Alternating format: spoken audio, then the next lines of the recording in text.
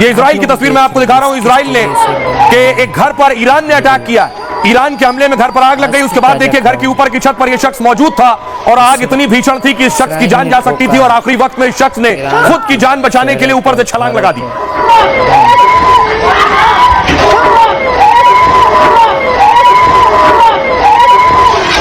Iran ने एक के बाद एक दर्जनों हमले किए हैं मिसाइल से, जिसके बाद ये इजराइल की तस्वीर आप देख रहे हैं। इजराइल के हालात जो बता रहे हैं कि ईरान किस तरह से लगातार हमले कर रहा है रिहायशी इलाकों में, शहरी इलाकों में, लोगों के घरों पर। यह दावा इजराइल कर रहा है कि वो हमारे आम लोगों पर हमला कर रहा है।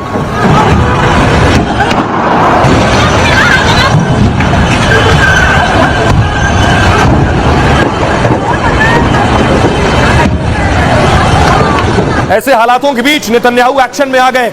नेतन्याहू ये समझ रहे हैं इस बीच उन्हें और बड़ी कार्रवाई ईरान के खिलाफ करनी होगी। नेतन्याहू की तस्वीर आप देख रहे हैं। नेतन्याहू हथियारों को जांचते हुए, हथियारों को चेक करते हुए, मिसाइल्स देखते हुए, रॉकेट्स देखते हुए, खुद असलहे देखते हुए, ड्रोन्स देखते हुए और वॉर रूम में नेतन्याहू।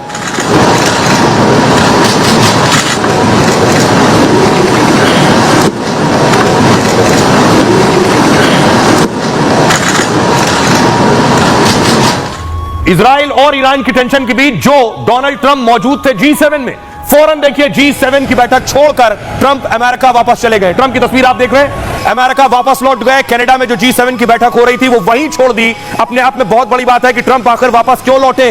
क्या अमेरिका भी इजराइल के खिलाफ जंग में कूदने, ईरान के खिलाफ जंग में कूदने जा रहा है? क्या अमेरिका भी इजराइल के हक में ईरान के खिलाफ लड़ेगा? ये ट्रंप की तस्वीरें हैं जब वो अमेरिका पहुंचे हैं G7 की समिट छोड़कर।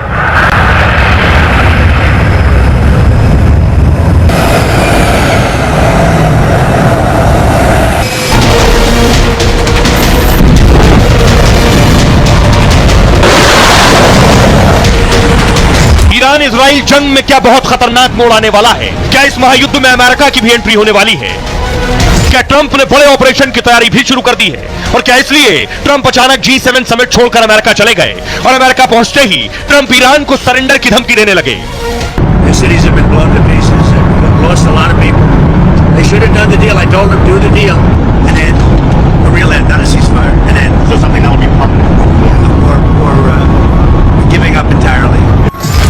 इधर ट्रंप अमेरिका में बड़ा प्लान बना रहे हैं, उधर अमेरिका के बड़े बड़े जहाज और फाइटर प्लेन मिडिल ईस्ट की ओर बढ़ रहे हैं। क्या अमेरिका ईरान की घेराबंदी में जुट गया है और ट्रंप को ऑर्डर मिलते ही कर सकता है ईरान पर सीधा अटैक?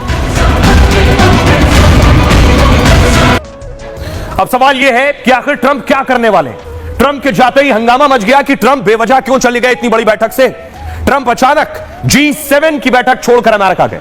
रवाना होने से पहले फ्रांस के राष्ट्रपति मैक्रो ट्रंप से मिले।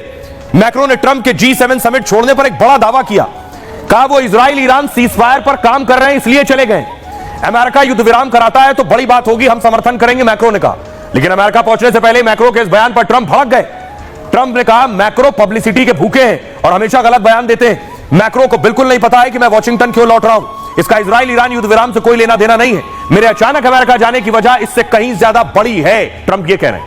वैसे समिट से पहले ट्रंप ने ईरान इजराइल पर बड़ी बात की थी। कहा था ईरान के पास परमाणु हथियार नहीं हो सकता है, ईरान को परमाणु समझौते पर हस्ताक्षर करना ही चाहिए। लेकिन ईरान झुकने को तैयार नहीं, वो परमाणु संधि से अलग होना चाहता है। ट्रंप को यह बात पता चली तो वो ईरान पर और दबाव बनाना चाहते हैं। दावा है कि वो नहीं चाहते कि सीजफायर का क्रेडिट G7 के देशों को मिल जाए।